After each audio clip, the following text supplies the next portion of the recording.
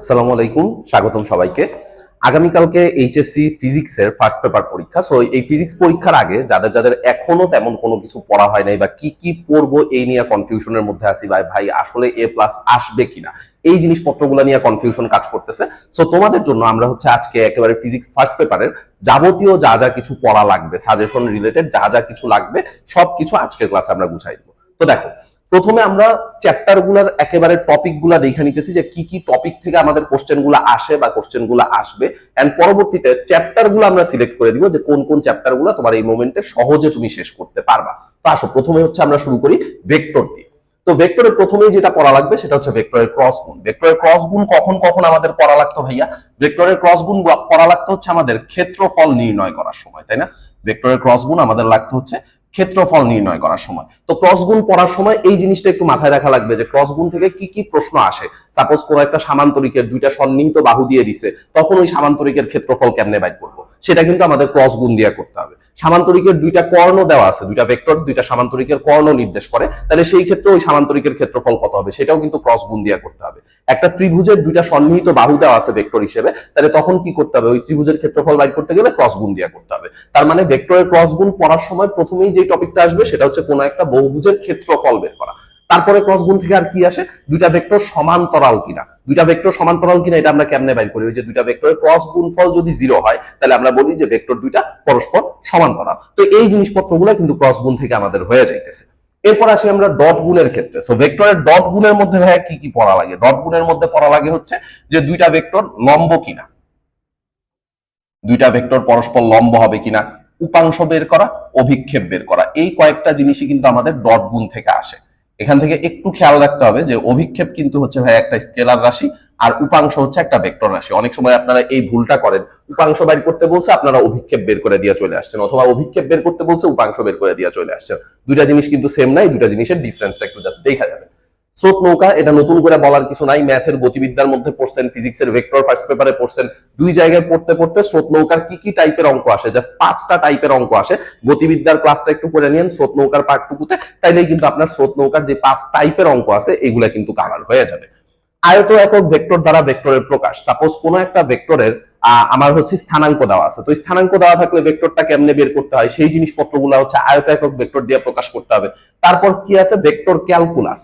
Vector calculus থেকে বিগত বছর মানে 23 সালে কোনো বোর্ডে প্রশ্ন আসে নাই, 22 সালে জাস্ট ভেক্টর ক্যালকুলাস থেকে 3টা বোর্ডে প্রশ্ন আসছিল। সো ভেক্টর ক্যালকুলাসটা 24-এর জন্য মোটামুটি ইম্পর্টেন্ট, যদিও ঢাকা বোর্ডে আসার পসিবিলিটি কম।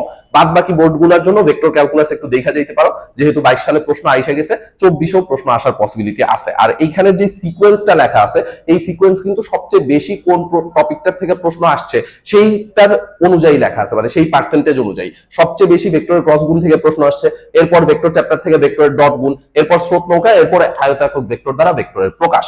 ভেক্টর ক্যালকুলাসের পরে ভেক্টরের বিয়োগ ও আপেক্ষিক বেগ, এই টপিকটা কিন্তু খুবই ইম্পর্টেন্ট ভাইয়া বোর্ড পরীক্ষার জন্য। কারণ আপেক্ষিক বেগ থেকে বৃষ্টি ছাতার যে ম্যাথগুলো আসে, যে এত বেগে বৃষ্টি পড়তেছে, এত কোণে লোক যাইতেছে, বাতাসের বেগ এত, তাইলে এখন বৃষ্টির থেকে বাঁচতে হইলে কত কোণে ছাতা ধরতে হবে। সো এই ম্যাথগুলো যেগুলো আছে এগুলো প্রপার প্রসেস অনুযায়ী শিখা যাইতে হবে। আচ্ছা, এরপর আসে হচ্ছে ভেক্টরের দিক কোসাইন। কোন একটা ভেক্টর দেওয়া আছে আমার কাছে, সেই ভেক্টরটা সাপোজ এই ফরম্যাটে আছে যে এ একটা ভেক্টর আছে, এই ভেক্টরটা a x i cap plus a y j cap plus a z k cap, এই ফরম্যাটে আছে। তো এখন জিজ্ঞেস করছে যে এই ভেক্টরটা এক্স অক্ষের সাথে, ধনাত্মক এক্স অক্ষের সাথে কতটুকু কোণ তৈরি করে। তাহলে এটার ফর্মুলা কি ছিল ভাই? এটার ফর্মুলা ছিল হচ্ছে থিটা এক্স, এটা ইকুয়াল টু কজ ইনভার্স, উপরে থাকবে হচ্ছে শুধুমাত্র এক্স এর উপাংশটা, আর নিচে থাকবে হচ্ছে পুরা এ ভেক্টরটার মান। সেম ওয়েতে ওয়াই অক্ষের সাথে উৎপন্ন কোণ, তাহলে এটা কত হবে? কজ ইনভার্স, উপরে থাকবে হচ্ছে ওয়াই এর উপাংশ, আর নিচে থাকবে হচ্ছে ভাইয়া পুরা ভেক্টরের মান।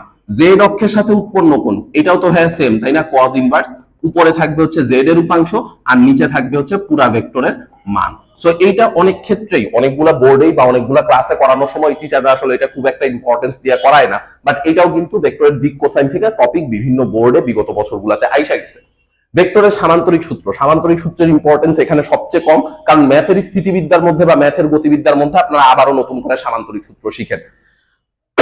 কোন একটা ভেক্টরের কোন একটা সামান্তরিকের দুইটা বাহু বরাবর যদি দুইটা ভেক্টর কাজ করে, তাহলে সেই ক্ষেত্রে ওই দুইটা ভেক্টরের লব্ধি কোন বরাবর কাজ করবে? সামান্তরিকের কর্ণ বরাবর। সো ভেক্টরের লব্ধির মান বের করা, দিক বের করা, এইটা এখান থেকে সবচেয়ে কম আসছে, বাট তারপরেও ওই জিনিসটা একটু দেখা যাইতে হবে, ঠিক আছে। এন্ড ফাইনালি আছে হচ্ছে লম্বাংশ উপপাদ্য। যখন ভাই দুইয়ের বেশি ভেক্টর নিয়ে কথাবার্তা বলবে, যে দুইটার বেশি ভেক্টর আমার কাছে আছে, তখন আমরা হচ্ছে এই সবগুলা ভেক্টরের লব্ধি কেমনে বের করব, তখন কিন্তু আমাদের এই লম্বাংশ উপপাদ্য দিয়ে করা লাগবে।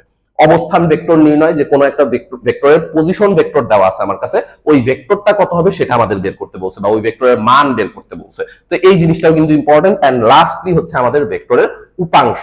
এই জিনিসপত্রগুলা যদি আমি ভেক্টর থেকে কমপ্লিট করে ফেলাই, তাহলে কিন্তু এর বাইরে আমার অন্য কোনো কিচ্ছু পড়া লাগবে না, জাস্ট ভেক্টর থেকে এই টপিকগুলো পরীক্ষার আগে জাস্ট দেখে দেবো, মূল বই থেকে জাস্ট এই কয়েকটা টপিক একটু দেখে যাবো। আচ্ছা, এরপরে আসি নিউটনীয় বলবিদ্যা। এইটা যথেষ্ট পরিমাণে ভয়ের একটা চ্যাপ্টার, মানে পোলাপান ম্যাক্সিমাম টাইমে আমরা নিজেরাও সাজেস্ট করি যে এই চ্যাপ্টারটা থেকে অ্যান্সার না করার জন্য, কারণ টপিক কমন ফালানো আসলে এই চ্যাপ্টার থেকে একটু ডিফিকাল্ট।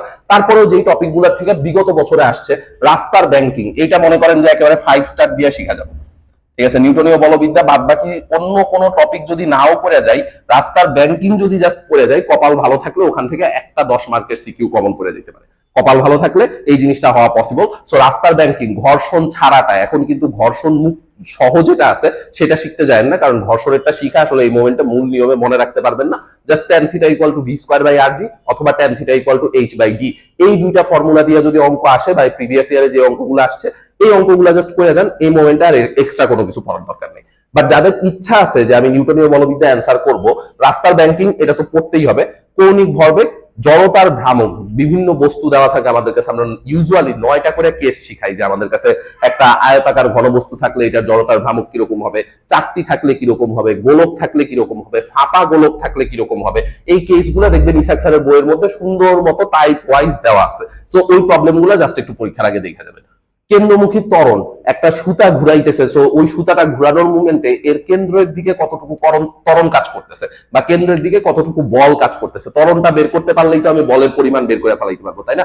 F = ma, ফর্মুলা বসাই দিব, তাইলেই তো আমার ত্বরণ বের করলেই বলের পরিমাণও বের হয়ে যাইতেছে। দ্বন্দ্ব বের করা, টর্ক বের করা, ভরবেগের সংরক্ষণ সূত্র, সংঘর্ষ, কৌণিক গতিশক্তি নির্ণয়। একটা গোলক ধরেন গড়ায় পড়তেছে, সো একটা গোলক যদি গড়ায় পড়তে থাকে, তাহলে এটা তো ওই টাইপের রৈখিক গতিশক্তিও কাজ করতেছে, কৌণিক গতিশক্তিও কাজ করতেছে। তো সেই ক্ষেত্রে কৌণিক গতিশক্তি কত আসবে সেটা বের করতে দিতে পারে। অথবা এরকম একটা স্কেল আছে, এই স্কেলটা মনে করেন যে এরকম দাঁড়ানো অবস্থায় আছে, এটা কত বেগে মাটিতে আঘাত করবে, এরকম প্রবলেমগুলো আসতে পারে। সো এই প্রবলেমগুলো জাস্ট একটু দেখা যাবো যদি অ্যান্সার করতে চাই নিউটনীয় বলবিদ্যা থেকে। নিউটনের সূত্র, নিউটনের গতির যে 3টা সূত্র ছিল, এন্ড ফাইনালি হচ্ছে লিফট। লিফটের মধ্যে দেখবেন যে কিছু কিছু বোর্ডে এরকম অঙ্ক আসছে যে ছবি দেওয়া আছে, যে একটা লোক এরকম হাত দিয়ে ধরে একটা বস্তুকে উপরের দিকে উঠাইতেছে, ওটাও কিন্তু আসলে লিফটের টপিকের আন্ডারেই পড়ে যায়, সেম ফর্মুলা কাজে লাগানো লাগবে। আচ্ছা, নিউটনীয় বলবিদ্যা গেল। এবার আসেন হচ্ছে আমাদের কাজ, শক্তি ও ক্ষমতা। খুবই ছোট একটা চ্যাপ্টার, চ্যাপ্টারের টপিকগুলো দেখেই বুঝতেছেন, জাস্ট 3-4 টাইপের অঙ্ক করা লাগবে। বিভব শক্তি ও গতি শক্তি, এই রিলেটেড যা যা কিছু আছে, EP = mgh, EK = ½ mv², এই টপিকের আন্ডারে যতগুলো অঙ্ক হওয়া পসিবল, বা যেই টাইপের অঙ্ক হওয়া পসিবল, এই অঙ্কগুলো একটু দেখা যাবেন। এগুলাও কিন্তু mgh দিয়ে আসলে কি বুঝাইতেছে, ওই কুয়া খালি করার অঙ্ক কিন্তু mgh দিয়েই করা লাগে, কিন্তু কাহিনী হচ্ছে ওখানে কিন্তু h মানে ভার কেন্দ্রের গড় সরণ বসাইতে হয়, বাকিগুলাতে কিন্তু ভার কেন্দ্রের উলম্ব সরণ বসাইতে হয়। সো এই জিনিসপত্রগুলো একটু দেখা যাবেন যে কোন কেসে h এর মান কোনটা কোনটা বসাইতেছে। গতিশক্তি বের করার কিছু প্রসেস আছে, এই গতিশক্তি বের করার প্রসেসগুলো দেখা যাবেন। ক্ষমতা মানে কি, কৃত কাজ বাই সময়, তা সময় দিয়ে ভাগ করে দিলেই তো ক্ষমতা বাইর হয়ে যাবে, বাট কোনটা ইনপুট ক্ষমতা আর কোনটা আউটপুট ক্ষমতা এটা একটু খেয়াল রাখবেন। প্রশ্নে যদি কোনো ক্ষমতা দেওয়া থাকে, এটা সবসময় ইনপুট ক্ষমতা হবে, আর আমরা যেটা বের করব সেটা সবসময় আউটপুট ক্ষমতা হবে। তো ইনপুট আর আউটপুট থেকে কিন্তু কর্মদক্ষতার থেকেও আমাদের কাছে অঙ্ক আসে। কৃত কাজ বের করতে দেওয়া হয়, যে একটা ইটের উপর আরেকটা ইট রাইখা যদি আমি স্তম্ভ তৈরি করতে চাই, তাহলে কৃত কাজ কত। একটা আয়তাকার ঘনবস্তুকে এরকম শোয়ানো অবস্থার থেকে আমি যদি উলম্ব অবস্থায় আনতে চাই, তাহলে কৃত কাজ কত। এই জিনিসপত্রগুলো কিন্তু পরীক্ষার মধ্যে আসে, বিভিন্ন টাইপের কৃত কাজ। তারপর একটা লোক আনত তল বায়ে উপরে উঠতেছে, তাহলে সেই ক্ষেত্রে তার কৃত কাজ কত, এই জিনিসপত্রগুলো জাস্ট একটু দেখা যাবো। কাজ, শক্তি, উপপাদ্য, কৃত কাজ = গতিশক্তির পরিবর্তন, এই রিলেটেড যে অঙ্কগুলো আছে, যেমন মনে করেন যে এই রিলেটেড কি কি অঙ্ক হইতে পারে। একটা দেয়ালের মধ্যে হচ্ছে বুলেট ঢুকতেছে, সো বুলেট ঢুকার সময় সেই ক্ষেত্রে হচ্ছে তার কয়টা দেয়াল সে ভেদ করতে পারবে, এই টাইপের যে অঙ্কগুলা কাজ, শক্তি, উপপাদ্য দিয়ে করতে হয়। সো এই টাইপের অঙ্কগুলা জাস্ট একটু দেখা যাবো, ঠিক আছে। আচ্ছা, ফাইনালি অধ্যায় 6 মহাকর্ষ অভিকর্ষ, ছোট আরেকটা চ্যাপ্টার। অভিকর্ষ ত্বরণ বের করতে দেয়। অভিকর্ষ ত্বরণ কোন কোন কেসে বের করতে দেয়? 3টা কেসে অভিকর্ষ ত্বরণ বের করতে দেয়। ভূপৃষ্ঠ থেকে H উচ্চতায় অভিকর্ষ ত্বরণ, ভূপৃষ্ঠ থেকে D গভীরতায় অভিকর্ষ ত্বরণ, ল্যামডা অক্ষাংশে অভিকর্ষ ত্বরণ। সো এই 3টা অভিকর্ষ ত্বরণ বের করা জাস্ট দেখে যাবেন, আর অন্য কোনো কিছু লাগবে না। উপগ্রহের গতি ও পর্যায়কাল, একটা কৃত্রিম উপগ্রহ পৃথিবীকে কেন্দ্র করে বা অন্য কোনো একটা গ্রহকে কেন্দ্র করে ঘুরতেছে, তো সেই ক্ষেত্রে তার বেগ কত হবে, সেই ক্ষেত্রে তার পর্যায়কাল কত হবে, উপগ্রহটা ভূস্থির উপগ্রহ হবে কিনা, এই জিনিসপত্রগুলো বের করতে দেয়। যদি ভূস্থির উপগ্রহ না হয় তাহলে কি ব্যবস্থা গ্রহণ করলে এটা ভূস্থির উপগ্রহ হবে, ভূস্থির উপগ্রহ হওয়ার পরে এর বেগ কত, এই জিনিসপত্রগুলা জাস্ট ফর্মুলাগুলা সবগুলাই same, V equal to √g/m/r, এই ফর্মুলা দিয়ে সবগুলো অঙ্ক হয়ে যাবে। জাস্ট ফর্মুলাগুলো একটু দেখা যাবে, এটা সবচেয়ে ছোট একটা চ্যাপ্টার। ফাইনালি আসবে হচ্ছে মুক্তিবেগ এন্ড কপাল যদি খুব বেশি খারাপ থাকে তাহলে মহাকর্ষীয় বিভব আর মহাকর্ষীয় প্রাবল্য।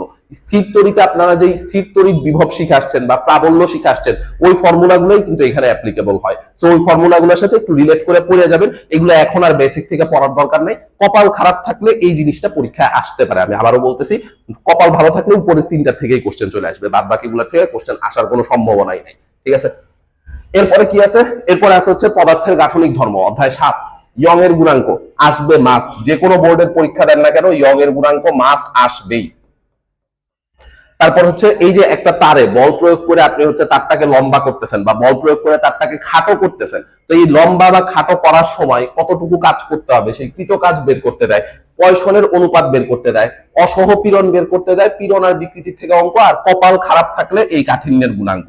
এই কাঠিন্যের গুণাঙ্কের থেকে অঙ্ক আসার পসিবিলিটি খুবই কম, একেবারে লিস্ট পার্সেন্টেজ অফ ম্যাথ এই জায়গা থেকে আসছে। বাট তারপরও সেফটির জন্য যদি অধ্যায় 7 অ্যান্সার করতে চান, সেফটির জন্য এটা মাস্ট দেখা যাবেন। ঠিক আছে, কাঠিন্যের গুণাঙ্ক হইলেই কাজ হয়ে যাবে। অধ্যায় 8, পর্যায়বৃত্ত গতি, এখান থেকে কি কি পড়বো ভাই? সরল দোলক। অধ্যায় 8-এর একটা ওয়ান শট ক্লাস কিন্তু আমাদের চ্যানেলে অলরেডি আপলোড করা আছে, সেই সাথে সরল দোলক রিলেটেড যা যা কিছু আছে, যা যা প্রবলেম আছে সেই রিলেটেড একটা চ্যাপ্টারও একটা ক্লাসও কিন্তু আমাদের চ্যানেলে অলরেডি আপলোড করা আছে। আমি দরকার হলে কমেন্ট সেকশনে লিংক দিয়ে দিব, সো সেখান থেকে যা একটু দেখে নেবেন যে আমাদের এই জিনিস থেকে, সরল দোলক থেকে কি কি টাইপের অঙ্ক আসতে পারে। এটার সাথে কিন্তু মহাকর্ষ অভিকর্ষ ম্যাচ করে দোলকটাকে কত উচ্চতায় উঠানো যাবে এই টাইপের প্রশ্ন পরীক্ষার মধ্যে আসে। এরপর হচ্ছে স্প্রিং এর অঙ্কগুলো দেখা যাবেন, সরল ছন্দিত স্পন্দন, সরল ছন্দিত কণার শক্তি, আর ফাইনালে আসে হচ্ছে লেখচিত্র। বিভিন্ন টাইপের গ্রাফ আঁকতে দেয় আপনাদেরকে, যে ইকে ভার্সেস ভি এর গ্রাফ আঁকো, ইকে ভার্সেস ভি স্কোয়ারের গ্রাফ আঁকো, এই টাইপের যে গতি, কণার গতিশক্তি বা কণার স্থিতিশক্তির মধ্যে যে গ্রাফগুলা, এই গ্রাফগুলো জাস্ট একটু দেখা যাবেন। গ্রাফ আঁকার মূল নিয়ম যদি শিখা থাকে তাইলেই কিন্তু ভাই আমাদের আসলে কাজ হয়ে যায়, মূল নিয়মে আমি সবগুলা গ্রাফ আঁকা ফেলাইতে পারবো। এন্ড ফাইনালি আদর্শ গ্যাস ও গ্যাসের গতিতত্ত্ব, এই চ্যাপ্টার থেকে কি কি আসবে দেখেন। শিশিরাঙ্ক নির্ণয়, আপেক্ষিক আর্দ্রতা, বয়েল, চার্লস ও চাপীয় সূত্র, যে আদর্শ গ্যাসের 3টা সূত্র আছে, আদর্শ গ্যাসের সমীকরণ, পিভি ইকুয়াল টু এনআরটি থেকে অঙ্ক, স্বাধীনতার মাত্রা, শক্তি সমবিভাজন নীতি, বর্গমূল গড় বর্গবেগ, আর হচ্ছে গড় মুক্ত পথ। এই গড় মুক্ত পথ বের করার থেকে অঙ্ক সবচেয়ে কম আসে। ম্যাক্সিমাম পসিবিলিটি হচ্ছে যে এমসিকিউ তে গড় মুক্ত পথ থেকে অঙ্ক আসতে পারে, বাট সিকিউ তে কপাল যদি খুব খারাপ থাকে তাহলে গড় মুক্ত পথ থেকে অঙ্ক দিতে পারে। তাহলে দেখেন, এই হচ্ছে প্রত্যেকটা চ্যাপ্টারের বোর্ড পরীক্ষার ইতিহাস। মানে বোর্ড পরীক্ষায় এই কয়েকটা টপিকের বাইরে থেকে জীবনেও কোনো অঙ্ক আসে নাই। আপনারা যারা বিন্দু মাত্র পড়ালেখা করছেন এই আইডিয়াটুকু কিন্তু অলরেডি ক্লিয়ার যে ভাই এই কয়েকটা টপিক কোন কোন জায়গায় আছে। তাহলে এখন আমার কাজ হচ্ছে ওই জিনিসপত্রগুলো খুঁজে বাইর করে দেখে ফেলানো। আরেকটু শর্ট করে দিই আপনাদের জন্য, আরেকটু ইজি করে দিই, আরেকটু শর্ট করে দিতেছি। সেটা হচ্ছে হ্যাঁ, যে কোন কোন চ্যাপ্টার অ্যান্সার করব, কোন কোন চ্যাপ্টার অ্যান্সার করব। খেয়াল করে দেখেন যে ভেক্টর থেকে 2টা প্রশ্ন আসার পসিবিলিটি সবচেয়ে বেশি। তো ভেক্টর মানে অধ্যায় 2 এইটা অ্যান্সার করাটা মাস্ট। ঠিক আছে, অধ্যায় 2 অ্যান্সার করাটা মাস্ট। এরপরে খেয়াল করে দেখেন যে চ্যাপ্টারের নাম অনুযায়ী কন্টেন্ট অনেক কম, কাজ শক্তি ক্ষমতাতে জাস্ট আমার 4টা টপিক পড়া লাগতেছে, মহাকর্ষ অভিকর্ষ এটাতেও কন্টেন্ট কম, জাস্ট 4টা টপিক পড়া লাগতেছে, এন্ড পদার্থের গাঠনিক ধর্ম এটাতেও কিন্তু কন্টেন্ট কম। তাহলে আমাদের অ্যান্সার করা উচিত কোনগুলা, 5, 6, 7, মাঝখান দিয়ে নিউটনীয় বলবিদ্যা বাদ দিয়ে দিব। ঠিক আছে, তো নিউটনীয় বলবিদ্যা বাদ দিয়ে এখন অ্যান্সার করব কোন কোন থেকে, 5, 6, 7। তাহলে এইখান থেকে খেয়াল করে দেখেন যে আমার কিন্তু এই 3টা চ্যাপ্টার থেকে 3টা প্রশ্ন আসবে মাস্ট, এখান থেকে একটা আসবে মাস্ট, 4টা হয়ে গেছে অলরেডি। কপাল ভালো থাকলে অধ্যায় 2 এর থেকে আরো একটা রিপিট করতে পারে। সো 4টা প্রশ্ন সাথে একটা বোনাস মিলায় 5টা প্রশ্ন কিন্তু আমার এখান থেকে হয়ে যাইতেছে। সেফটি মেইনটেইন করার জন্য আরেকটা চ্যাপ্টার একটু পড়ে যাব, সেটা হচ্ছে আমাদের এই যে আদর্শ গ্যাস। দেখেন আদর্শ গ্যাস এইটা জাস্ট একটু পড়ে যাব। ঠিক আছে, তাইলেই হচ্ছে কাজ হয়ে যাইতেছে। তাহলে আমাদের মোটামুটি 2, 5, 6, 7, 10 এই 4টা চ্যাপ্টার পড়লে 5টা সিকিউ ইনশাল্লাহ কমন আসতেছেই, সাথে কপাল ভালো থাকলে 6টাও চলে আসতে পারে। যদি ভেক্টর থেকে 2টা, আদর্শ গ্যাস থেকে 2টা রিপিট করে, তাহলে কিন্তু আপনার 6টা প্রশ্ন এই 5টা চ্যাপ্টার থেকে হয়ে যাবে। তাহলে এখন কিন্তু সবগুলা চ্যাপ্টার পড়ারও দরকার নাই। 7টা চ্যাপ্টারের মধ্যে 5টা চ্যাপ্টারের কি কি জিনিসপত্র পড়বেন এইটুকু জিনিসও কিন্তু আমরা অলরেডি গুছাই দিছি। সো তারপরে জাস্ট এই টপিক গুলা একবার করে পরীক্ষার জন্য দেখা যাব, ম্যাথ গুলা টেস্ট পেপার থেকে প্র্যাকটিস করে যাব, তাইলে কিন্তু কাজ শেষ হয়ে যাবে। খুব বেশি একটা টাইম লস করবো না আপনাদের। যা যা কিছু বলছি এই জিনিসপত্রগুলো অনুযায়ী কাজ শেষ করে পরীক্ষা দিতে যান আগামীকালকে, ইনশাল্লাহ একটা ভালো পরীক্ষা হবে। দেখা হবে ইনশাল্লাহ পরবর্তীতে অন্য কোনো ক্লাসে, অন্য কোনো ভিডিওতে। ধন্যবাদ সবাইকে।